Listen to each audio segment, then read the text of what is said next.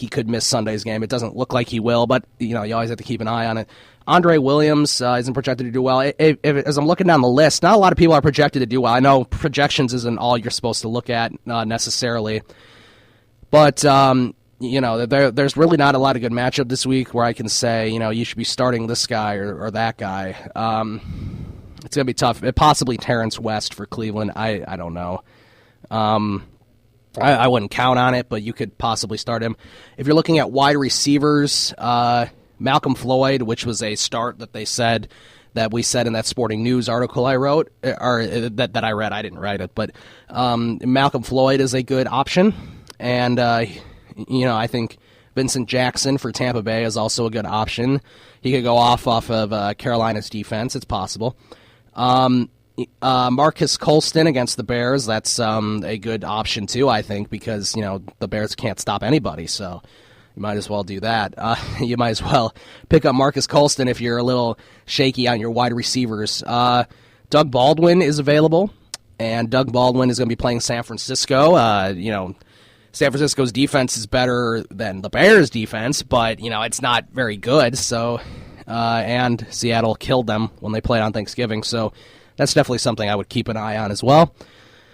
I think other guys like James Jones for Oakland, he could have a big game. Oakland will probably lose, but he could have a big game. Dante Moncrief, who we also read off in that article, he's on the Colts, obviously, and he will have a good chance to do some damage too. So those are some of the wide receivers. Tight ends, which is the last position we'll look at. Nobody cares about the defenses necessarily. But if you're looking at tight ends, Jared Cook was a good option. He ended up only having 2 fantasy points last week. But I think going into it, you would have thought, well, if the Rams are going to have any offensive production, it'll probably come from Jared Cook, just because he's been on a roll lately. But no. At least he was on a roll last week against Washington. But, he also had a good game against Arizona last time, so I think a lot of that had to do with it as well. And then you can look at Jordan Reed for the Redskins against the Giants, although I'm not so sure about that, just because of the fact that, it's the Redskins, and they're going to be playing the Giants, who, despite the Giants being awful, they're a better team than the Redskins, I think. Other than that, there's not too many tight ends necessarily in our league. Anyone's worth starting. Taking a look at our league, we've been updating you about our Fantasy Fanatics League all year long. The playoffs, how it's set up right now. The playoffs, how it's set up. You got San Jose Wombats, which is my brother, has a number 1 seed in the league, so number 1 overall. Fire-breathing rubber duckies, that's my co-host Ryan Risky. He is a number 2 seed, so those two have byes this week. The number 3 seed is Luke Wave. That's my good friend from Western Illinois University. He is a number 3 seed. Cutler's Crew, which is myself, I am a number 4 seed. Yeah, my name's Cutler's Crew. It was a good idea at the time when I made it in early August, but now, not so much, obviously. But I'm not going to change my name. And yes, Jay Cutler is still on my team. He's on my bench. I've only played him when Andrew Luck has a bye, just to let you know. So I played him, I think it was week 9 or 10. In Rogers We Trust gets the 5th seed, and Tucker Right in the Posey gets a 6th seed in the league. So Luke Wave is playing Tucker Right in the Posey. He's projected to win pretty handedly, and I am playing In Rogers We Trust. So that'll be a Cutler-Rogers matchup if you're looking at the fantasy names. That the only difference is Cutler won't be starting, and Aaron Rodgers will be for Ashish, who is another friend of ours from the show. So I will play him. I'm projected to win, but not by that much. So I'm a little nervous about that. We'll have to see what happens. The final standings as far as record-wise, San Jose Wombats was 12-2. Luke Wave was 11-3. Freeman's Fantasy finished 3rd in the East, but he missed the playoffs because 3 teams finished 7-7, and he had the least points for in that. So because that was the fantasy tiebreaker that we made at the beginning. So points for, he had he did not get in because of that. Coco and Company 2-12. The Vagabonds 2-12. They didn't check their teams. And then if you look at the West, Fire-breathing rubber duckies beat me out by a game for that 2nd seed and the 2nd bye. Fire-breathing rubber duckies finished 9-5. I finished 8-6. Then you have the 2 7-7 teams with in Rogers We Trust and Tucker Wright in the posing, and then Ant Cromartie, he finished 5-9. So he didn't check either.